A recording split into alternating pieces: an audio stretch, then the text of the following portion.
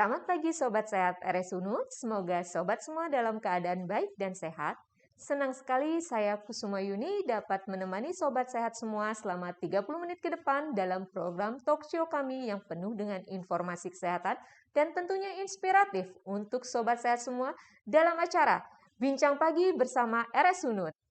Bincang Pagi kali ini ditayangkan secara live Instagram. Jadi, apabila Sobat Sehat semua ingin mengajukan pertanyaan kepada dokter kami, bisa langsung menulis di kolom komentar.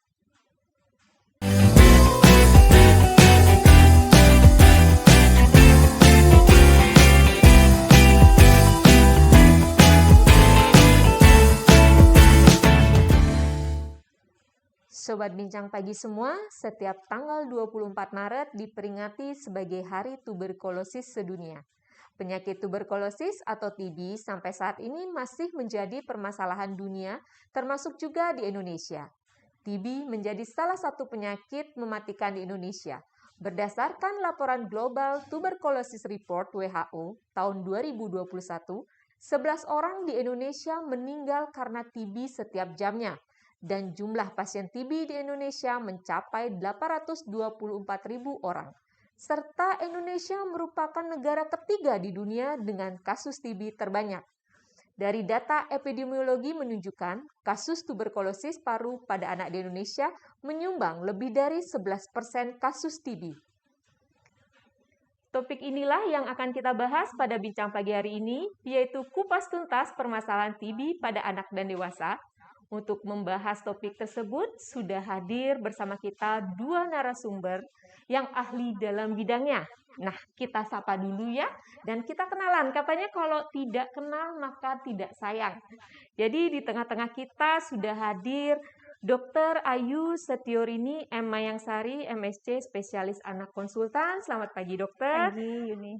Dengan Dr. Ide Saputu Agung Krisdanti, spesialis paru. Selamat pagi, dokter. Apa kabar? Sehat ya, dok ya? Sehat. Beliau-beliau ini merupakan dokter spesialis yang bertugas di Rumah Sakit Universitas Udayana. Nah, dok, kan ini dalam rangkaian Hari TB ya, dok ya, Hari TB Sedunia kita menyelenggarakan acara ini. Pasti banyak nih orang-orang dan teman-teman semua yang penasaran TB, masih banyak mitos-mitos tentang TB. Ada yang bilang kena santet, dok. Masih yang itu kita akan luruskan di acara ini biar masyarakat jadinya lebih paham TB itu ternyata bukan kena santet ya, dok ya. Nah, mungkin saya awali dengan TB itu apa sih, dok? Mungkin dari dokter Krisdanti dulu kali ya. Oh iya. Sudah jelas seperti kita ketahui penyakit infeksi di saluran pernafasan sifatnya dia kronis, bahkan memang dia butuh waktu bisa beberapa minggu sampai beberapa bulan dia tetap kena atau kuman yang masuk sampai menimbulkan gejala disebabkan oleh kuman spesifiknya Mycobacterium tuberculosis. Oh iya. Kalau untuk pengertiannya. Berarti memang kuman itu tuh memang ada, dok, di udara bebas atau dia cuma tumbuh di mana gitu, dok? Misalnya ditanyakan secara dia kumannya, itu memang harus pasti adanya pusat infeksi, harus ada sumber infeksi dulu. Orang yang dia di dalam tubuhnya ada kuman Mycobacterium tuberculosis, sehingga akhirnya pada saat dia batuk, misalnya dia bersin atau malah teriak-teriak, itu dia sudah mengeluarkan droplet. Kalau yang percik-percik liur sedikit yang ada kumannya itu dihirup oleh orang lain dalam waktu lama, sampai jumlahnya banyak di udara, itu yang akhirnya bisa menyebabkan manifestasi bila orang yang menghirup mengalami misalnya penurunan daya tahan tubuh atau misalnya sedang dalam tidak kondisi yang sehat atau yang fit. Itu sudah menjawab buat penularan. Iya. Ya benar, udah lengkap banget, dok. Kalau saya boleh tahu nih, kan ada TB dewasa, ada TB anak, dok. Beda nggak, dok, sebenarnya TB dewasa, TB anak itu ada spesifik yang membedakan gejala ataupun apanya gitu, dok? Iya, kalau TB anak mungkin gejalanya lebih samar. Kalau dewasa umumnya kan gejala awalnya batuk ya, dok ya. Nah, kalau anak-anak terutama yang di bawah 5 tahun, biasanya ada gejala umum yang sifatnya tidak spesifik ya. Contohnya misalnya yang paling sering itu adalah berat badan yang turun atau tidak naik. Nah, itu bisa berlangsung beberapa lama, beberapa saat, bisa berlangsung beberapa minggu hingga bulan tanpa sebab yang diketahui. Nah, kemudian gejala yang lain ada demam. Demam ini juga nggak spesifik. Kalau demamnya tinggi, langsung tinggi, pasti langsung dibawa ke dokter kan ya. Nah, demam pada TB di awal-awal pada anak itu cuman demamnya ringan. Kayak 37,5 sampai kurang dari 38 ya, jadi kayak hangat-hangat aja, sumber-sumber betul. Jadi kadang-kadang orang tua atau caretaker dari si pengasuh dari si anak ini kadang-kadang merasa terbiasa dengan kondisi tubuh si anak. Gejala ketiga itu adalah kurangnya aktivitas. Jadi anak-anak kan energik ya. Kalau 1 sampai 5 tahun itu kerjaannya lari aja, kerjaannya mereka tuh main aja. Nah, ini diem aja. Nah, sekali lagi untuk sampai ke tahap dia tuh betul-betul diem, lemah, letih, lesu, loyo yang menarik perhatian, itu butuh waktu. Jadi nggak langsung seketika tiba-tiba begitu lemes terinfeksi, gitu ya, Dok? langsung gejalanya langsung blow out begitu. Nah, itu yang sifatnya samar. Nah, kalau remaja 10 sampai 18 tahun, remaja muda sampai madya, nah itu baru lebih mirip sama dewasa ya. Jadi sudah jelas ya, lebih jelas mereka. spesifiknya, Dok. Di bawah 5 tahun ini yang hati-hati. Ya, nggak spesifik. Betul. Iya. Benar-benar, Dok. Betul.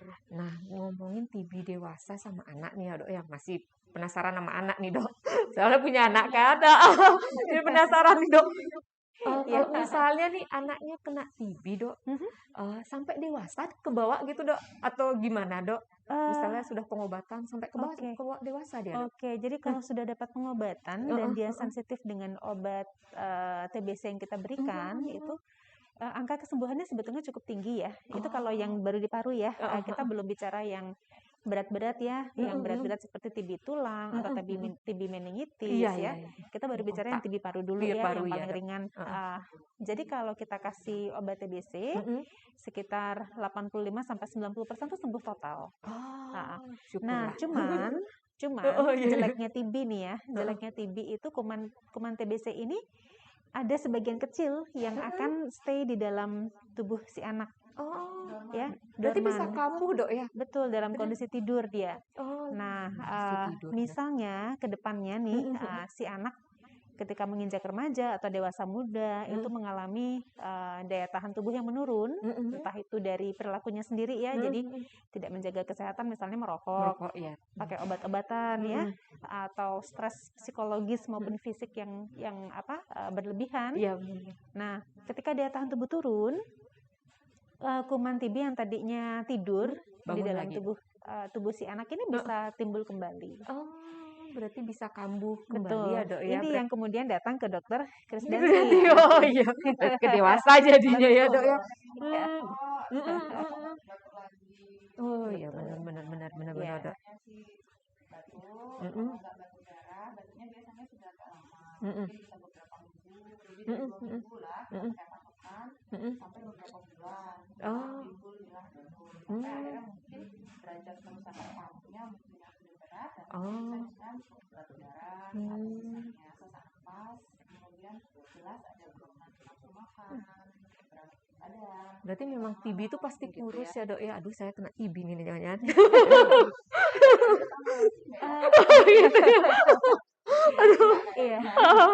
Nah, Dok, kan tadi dari di depan tuh kita tuh nomor 3 loh, Dok, di dunia. Ya ampun, shock loh. TB-nya kita nomor 3. Nomor 2 loh dulu. Iya, dulu nomor 2 ya. Iya katanya.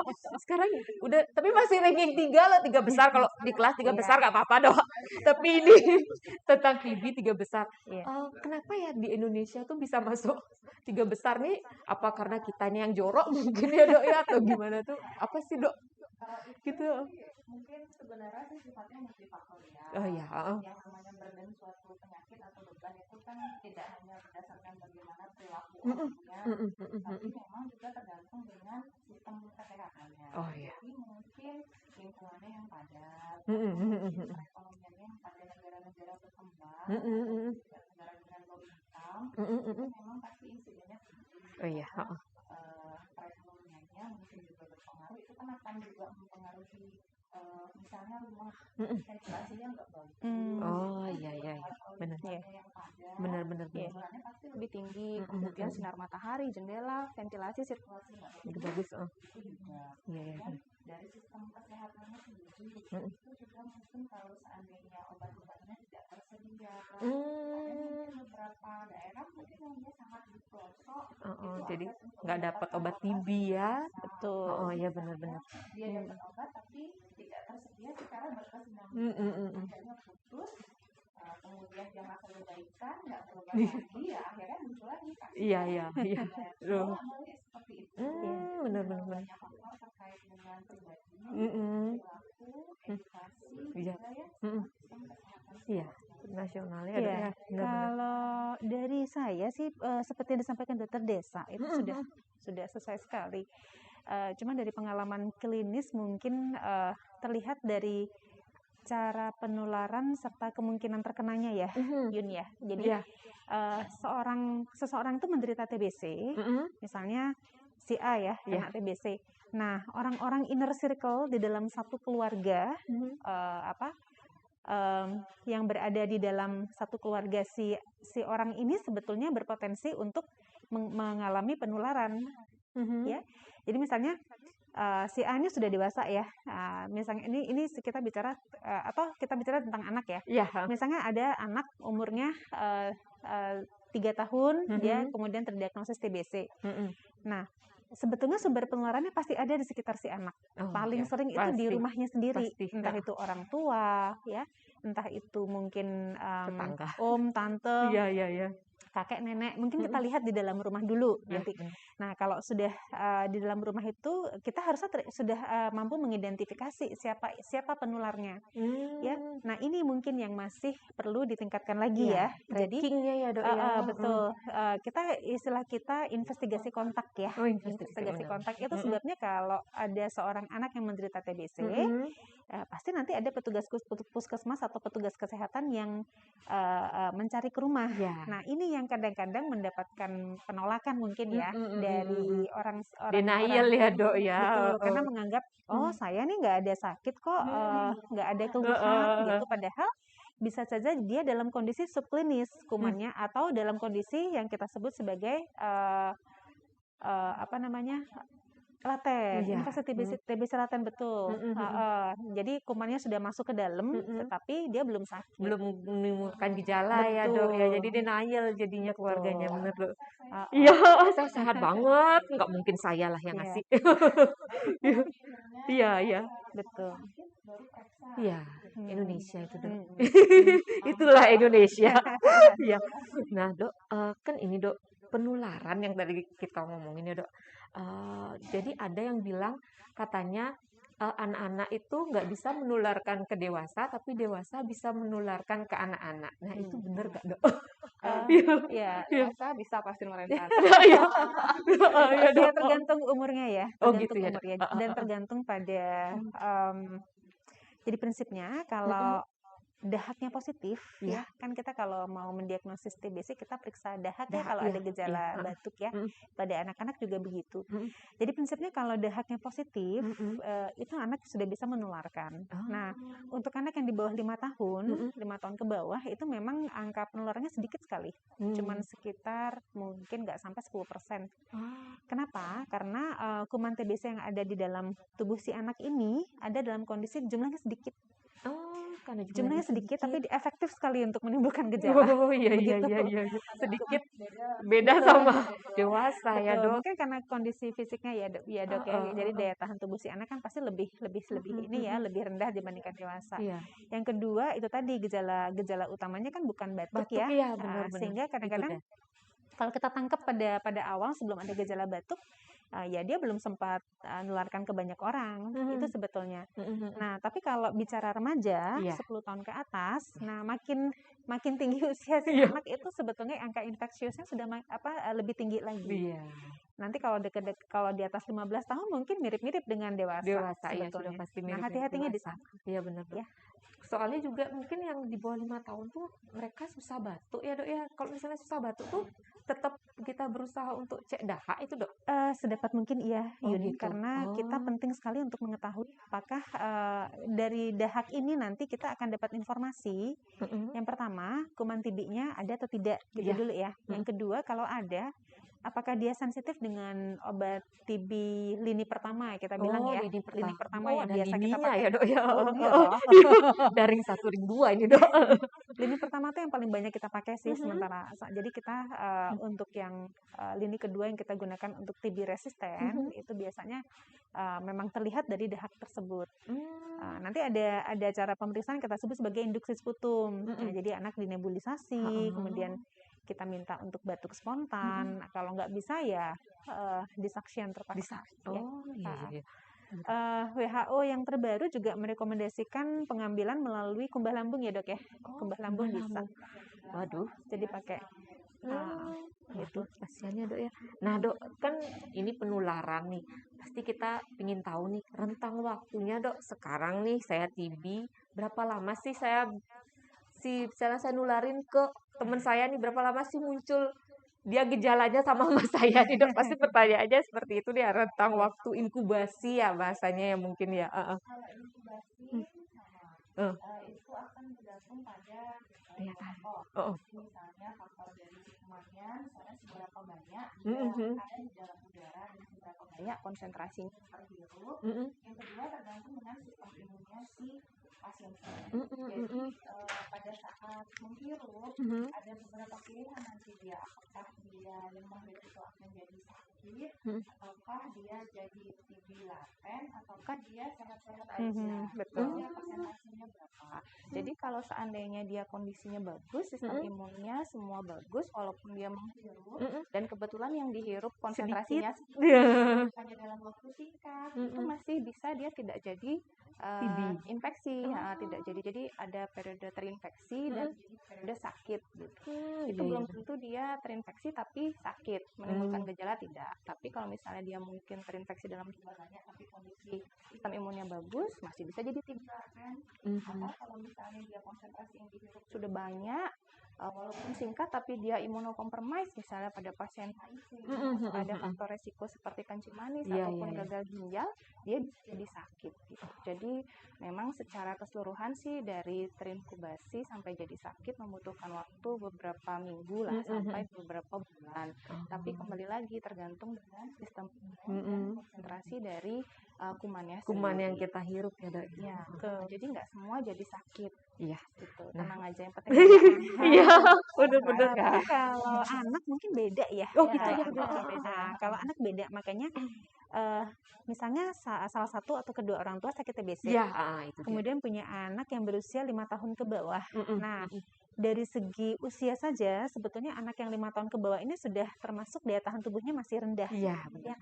Sehingga otomatis pada anak-anak seperti ini kita harus melakukan memastikan apakah si anak ini sudah masih sehat, infeksi TBC laten atau sakit.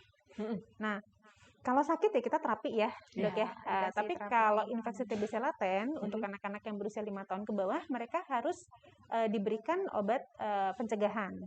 Ini berbeda dengan obat TBC yang biasa ya. Jadi obat pencegahan ini hanya satu komponen saja ya, Dok ya. Tapi kalau sekarang sudah ada yang 2 juga. Ada juga yang 2. Jadi ada yang 3 bulan, ada yang 6 bulan, ada yang tiap hari diminum, ada yang seminggu sekali diminum. Itu nanti pilihannya tergantung usia. Ya. Oh benar.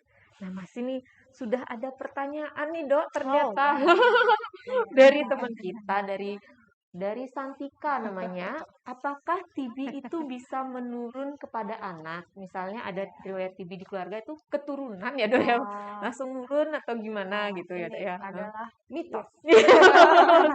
Jadi keturunan Iya. tidak, tapi jelas potensi karena tinggal satu rumah, kontaknya erat, si ibu yang positif, anak pasti akan beresiko untuk tertular. Tapi bukan secara keturunan, karena si ibu batuk-batuk, kemudian mungkin kontak megang anaknya terus, apalagi anaknya balita, jadi pasti jadi beresiko si anak. Daya Tapi tahan bukan tubuh anak menurun. rendah lagi ya dok ya? Iya. Bukan penyakit keturunan, tapi penyakit infeksi yang menular. Oh iya benar. Kalau mitos ini sebetulnya sudah dari dulu ya, Iya. udah lama banget dan kita udah tinggalkan udah lama banget. Jadi kita gunakan kesempatan ini untuk merefresh Iya, kembali itu dia dok. bahwa TBC bukan penyakit keturunan, jadi penularannya melalui droplet atau dahak yang infeksius. Jadi kelihatannya keturunan, tapi bukan ya, karena kan memang dia satu kontaknya keluarga. Pasti di lingkungan keluarga itu betul. dok ya. Iya. Nah, kan tadi dokter sempat nyebutin nih TB itu nggak ada cuma di paru, ya kan masih ada di otak, ada di tulang. Di luar Itu paru. apakah gejalanya sama dok sama TB paru? Apakah tetap diawali dengan batuk kah? Jadi Kalau ya itu dah. Apakah sama tuh udah batuk, demam? Iya, Apakah sama iya. gejalanya dengan TB paru, TB teman-temannya gengnya itu yang lain dok? Jadi kalau TB yang berada di luar paru, kita sebutnya dengan TB ekstra paru. Gejalanya dia akan bervariasi tergantung organ yang terkena. Kecuali dia terjadinya bersamaan dengan TB paru. Jadi tidak menutup kemungkinan TB paru berbarengan dengan TB ekstra paru. Misalnya TB kelenjar, atau misalnya TB urogenital, atau malah di selaput otak. Itu kalau seperti itu gejalanya bisa banyak. Jadi gejala dari TB parunya sendiri ada, batuk, batuk darah, sesak, dan lain-lain. Kemudian gejala terkait organnya. Misalnya kalau dia di meningen atau di selaput otak, itu pasti dia mungkin nyeri kepala atau pusing, atau malah kalau sudah berat bisa kejang penurunan kesadaran. Kalau pembesaran, kalau limfadenitis TB kelenjar, itu gejalanya dia kelenjarnya dia membesar, nanti di biopsi ternyata ketemu. Tapi masih bisa tanpa TB paru. Oh, berarti Ya, bisa jadi tanpa TB paru bisa, ya dok? Iya, sangat sering. paru tuh entry point-nya saja, Iya. entry point. Jadi mungkin saja ketika si kuman itu masuk ke dalam tubuh seseorang, ketika itu mungkin daya tahan tubuhnya cukup baik ya, sehingga menjadi infeksi TBC laten ya.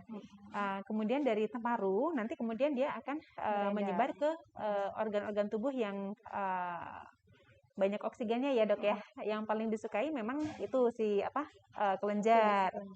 Kelenjar, kemudian tulang ya, kulit, kemudian meningitis tadi, meningen jadi otak susunan saraf pusat ya, selaput paru gitu, ginjal, abdomen atau perut, kemudian sendi.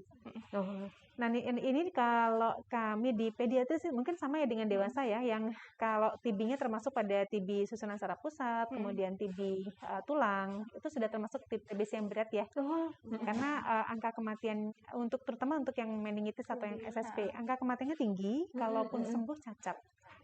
Jadi anak itu nggak akan pernah neurologis ya dok. betul, nggak akan pernah sama dengan seperti sebelumnya. Iya. Makanya sebelum sampai ke mana-mana, lebih baik diobati. betul. Jadi mumpung masih infeksi TBC laten, udah ketahuan ada orang tuanya yang TBC, ya anaknya ya mestinya dilakukan dilakukan penelusuran lebih lanjut. Betul. Jangan denial ya dok ya. Jangan didiam. Iya, jangan denial kan. Sudah berat baru dibawa. Benar-benar. Sudah lambat. Iya. Waduh. Ini ada pertanyaan lagi, dokter Ayu, kayak istilah ini kayaknya lagi hits nih. Tadi emang TB anak itu tadi dijelaskan pada anak risiko tinggi penularan TB pada keluarga akan diberi INH dok.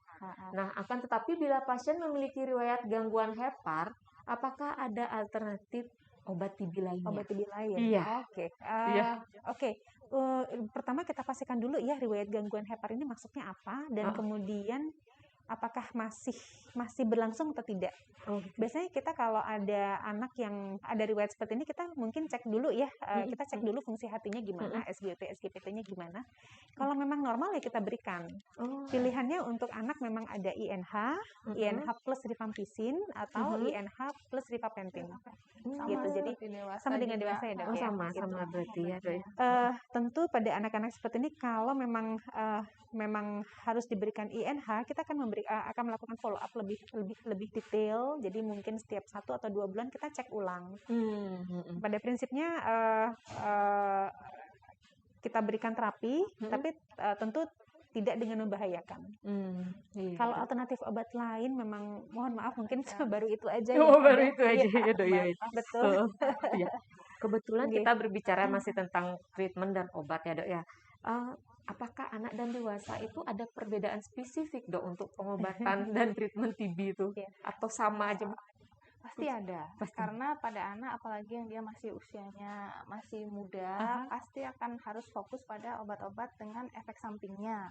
Secara umum kan kita tahu OAT itu satu tablet terdiri dari 4 jenis obat di dalamnya. Jadi ada isoniazid, rifampicin, pirasinamid, dan etambutol. Pada orang dewasa yang sudah terbentuk secara sempurna semua organ-organ itu, dia pasti aman diberikan. Tapi memang kita harus aware efek sampingnya nanti. Nah, kalau pada anak itu pasti harus ada yang diperhatikan, misalnya obat yang beresiko untuk gangguan pendengaran ataupun gangguan penglihatan. Ya, jawab sudah terakhir. Kalau regimen terapi dewasa ada 4 ya, Dok ya. R, rifampicin, H, INH, Z, pirasinamid, E, terakhir etambutol ya. Nah, kalau pada anak, etambutol ini dikhususkan untuk mereka yang memerlukan saja. Jadi kita lini pertama kita nggak pakai etambutol. Kita RHZ saja.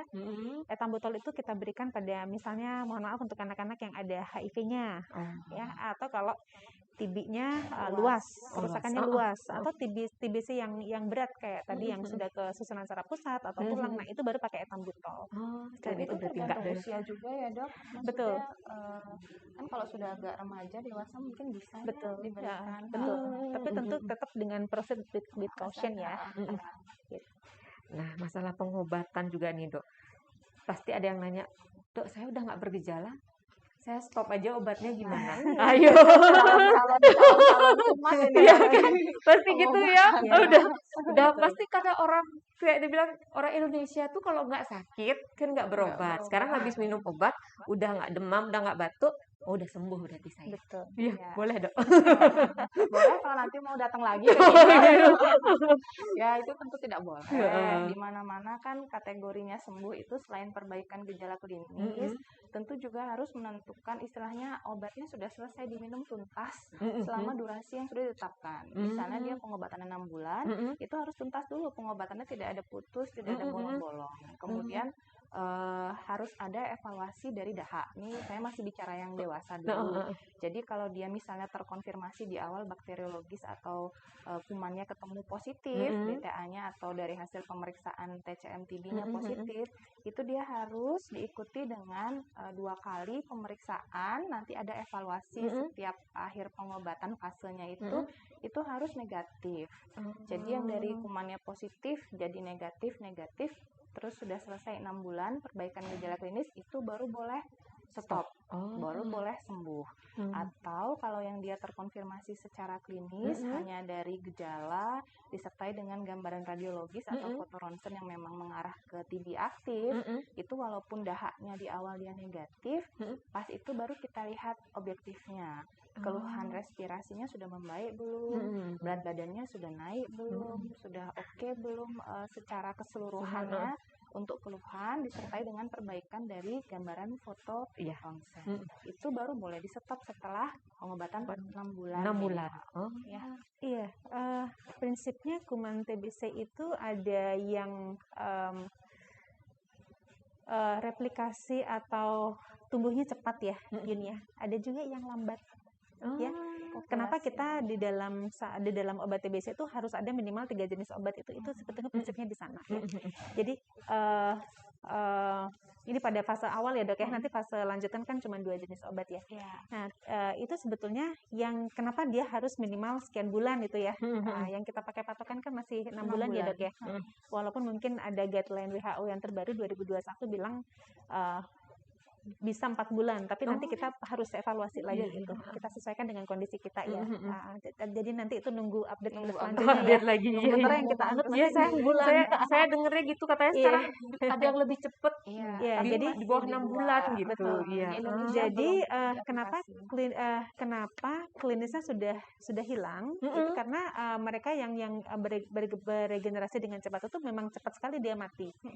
Nah, hati-hatinya yang lambat ini kuman-kuman mikroorganisme MTBC yang Mycobacterium tuberculosis yang tumbuhnya lambat. Nah itu betul yang slow growth. Nah itu yang membutuhkan terapi jangka panjang, walaupun si orang itu tidak bergejala.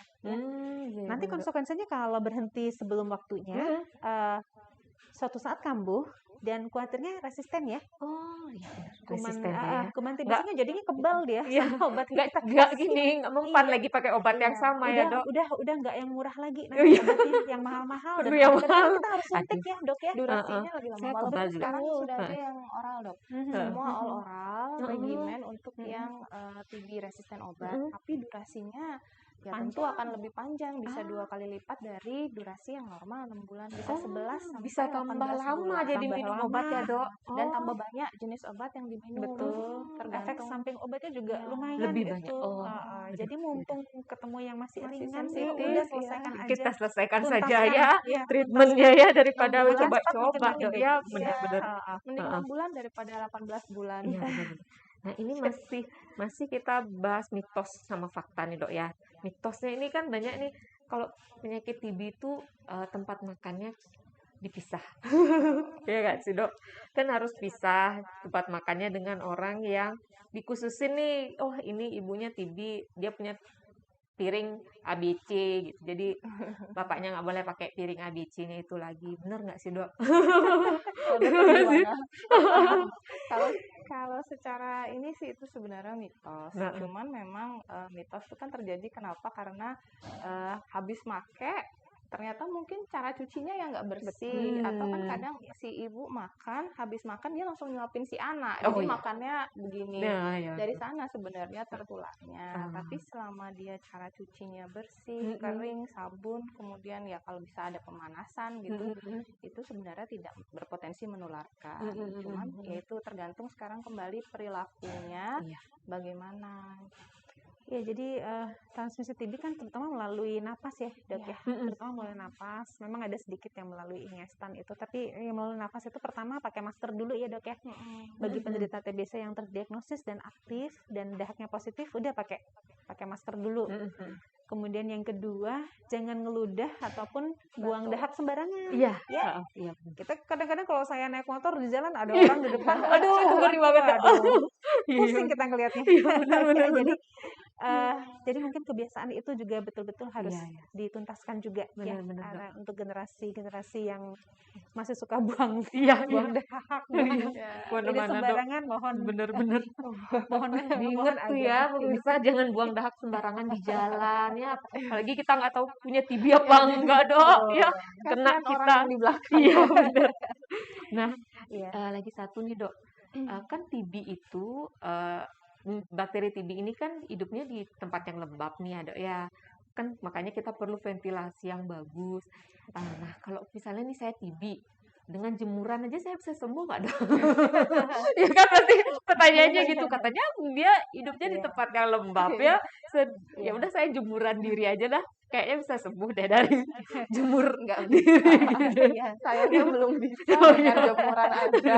Kalau jemuran sudah bisa, kenapa harus ada obat? Nah, jadi jemuran itu bisa membantu meningkatkan daya tahan tubuh karena dari vitamin D-nya sendiri. Tapi kalau kenapa jemuran itu nggak bisa sembuh, nggak bisa. Ya tetap harus minum obat dibarengi dengan perbaikan dari status imun, olahraga, berjemur, nambahin vitamin D karena secara penelitian memang vitamin D itu dia berpotensi bisa membantu menurunkan angka kesakitan dan angka kematian pada TB. Selain juga bisa mempercepat proses penyembuhannya. Tapi kalau untuk murni itu saja dipakai sebagai alat kesembuhan, nggak bisa. Tetap harus minum obat ya, Dok, ya ya berarti. mati. Oh iya. Bisa membantu. Tapi ada yang menarik juga ya, Dok ya. Dulu waktu belum ada obat TBC memang mereka kan dijemur ya, Dok ya. Dulu waktu belum ada obat TBC, makanya waktu itu angka kematiannya cukup tinggi itu. Oh iya. Ya karena memang yang membantu tuh obat TBC itu. Dan Bukan jangan lupa dijemur, ada ya? betul. Jangan lupa ada vaksin BCG juga ya. Oh iya, Kalau di bener. Indonesia Aduh, kan itu udah bener. Iya. coverage-nya udah bagus ya. Kita tinggal untuk anak maintain ya, Dok, aja ya. dan mungkin bagi mereka yang belum memberikan vaksin BCG pada anak-anaknya, jangan khawatir, tetap ada jalan untuk tetap kita evaluasi nanti bisa diberikan vaksin BCG walaupun belakangan. Iya. Ya. Kedepannya juga harapannya akan ada vaksin TB untuk dewasa yang basisnya sih dia kayak vaksin COVID atau vaksin flu, tapi memang masih dalam penelitiannya, Dok, ya. jadi sudah mulai ada sih, semoga tambah maju bisa terrealisasi ya, bisa membantu menurunkan burden TB di semua negara. Aduh, semoga ya, Dok ya. Nah, ini yang terakhir nih, Dok. Mungkin kita minta berdua ini ngasih tips untuk pencegahan ya, Dok ya. Tips pencegahan TB mungkin kita belum mungkin sekarang, tapi biar ya jangan sampai ya kena TB gitu. Tips-tips apa sih yang harus kita lakukan di rumah, di lingkungan seperti itu, Dok? Pasti banyak pertanyaan nih dari teman-teman semua nih. Ya yuk, siapa dulu? Boleh. Tips biar tidak terinfeksi itu jaga daya tahan tubuh. Ya, dengan makan bernutrisi, terus lifestyle yang bagus, serta olahraga. Kemudian kalau misalnya ada mendengar orang batuk-batuk, apalagi batuknya berdahak, ada darah, itu pergunakan masker. Jadi itu harapannya bisa membantu mencegah transmisi kuman masuk ke dalam tubuh kita. Tapi kalau kita sudah kadung kena, sakit gitu, tipsnya biar semakin sehat baru berjemur. Kemudian tolong dikonsumsi obatnya secara rutin, teratur, jangan sampai bolong-bolong. Kalau misalnya ada efek samping jangan takut. Silahkan nanti itu disampaikan ke kami, jadi kami akan bisa memberikan obat untuk mengurangi efek samping yang terjadi. Jadi jangan sampai itu karena efek samping misalnya keras, tidak nyaman ya, Dok ya? Iya, tidak nyaman, terus jadinya malah berhenti pengobatannya, akhirnya malah jadi kasusnya lebih berat. Berat, benar. Itu kemudian ya sama prinsipnya, nutrisinya harus bagus, kemudian ventilasi, sirkulasi dimanapun, di rumah terutama karena kita lamanya diam di rumah, itu harus baik, di tempat kerja juga, dan tetap pakai masker, serta harus diterapkan etika batuk yang baik dan efektif. Jadi harus ditutup, kemudian tidak boleh meludah atau buang dahak sembarangan. Itu kalau untuk yang dewasa ya, Dok. Yang anak, Dok. Nah, kalau anak ya udah tadi mungkin sudah disinggung ya, Yun ya. Pertama vaksin BCG. Kalau ada yang terlambat, monggo silakan ke pusat pelayanan kesehatan terdekat untuk mengejar vaksin BCG-nya ya. Kemudian yang kedua, sama dengan Dr. Krisdayanti, jaga kesehatan, imunitas tubuh si anak ya, memberikan nutrisi yang baik ya, ASI, kalau bisa eksklusif luar biasa ya. Bagi mereka yang memiliki masalah kesehatan sehingga tidak bisa memberikan ASI eksklusif, pilihlah susu formula dan berikan dengan cara yang benar ya. Itu mungkin itu, Dok ya, Pak, mungkin itu, Yun. Kalau dari anak ya. Kemudian ya dikenali, itu lagi satu, dikenali siapa penular TBC si anak itu ya, harus dicari dan harus rela untuk harus ada kesadaran sendiri juga untuk mencari di keluarga sendiri lagi gitu. Betul. Karena ditemukan lebih cepat lebih bagus. Gitu.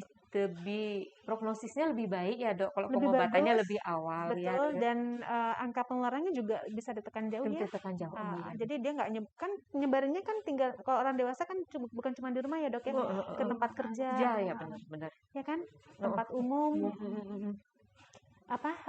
public transport gitu. Ya. Jadi semakin cepat ketemu, semakin diobati, penularannya pasti akan tertekan. Jadi prinsipnya kenali segera tanda-tandanya seperti yang tadi sudah kita sampaikan, dan segera periksakan. boleh ke dokter Ayu. Untuk anak dan dewasa anak ke ya? dokter Ya, baik Krisdayanti. anak dan juga dewasa. Iya. Ya. Jadi diagnosisnya lebih cepat tegak, pengobatan bisa segera dimulai, komplikasi yang muncul juga harapannya tentu akan lebih rendah. Iya, betul. Aduh, ya ampun. Cepet banget nih waktu, Dok. Sudah 30 menit kita menemani sobat sehat semua di acara Bincang Pagi kali ini. Terima kasih ya dokter-dokter. Aduh, ilmunya ini sangat bermanfaat buat kita semua. Kita jadi udah nggak berpikir bahwa TB itu keturunan, TB itu santet ya Dok ya. Dijemur kering jadi sembuh ya. Jadi banyak ilmu yang kita dapat pada pagi hari ini. Maka kita tutup bincang pagi kali ini dan akhirnya saya Kusuma Yuni pamit undur diri. Selamat beraktivitas dan jangan lupa selalu saksikan bincang pagi bersama RS Unut. Selamat pagi dan sampai jumpa. Iya.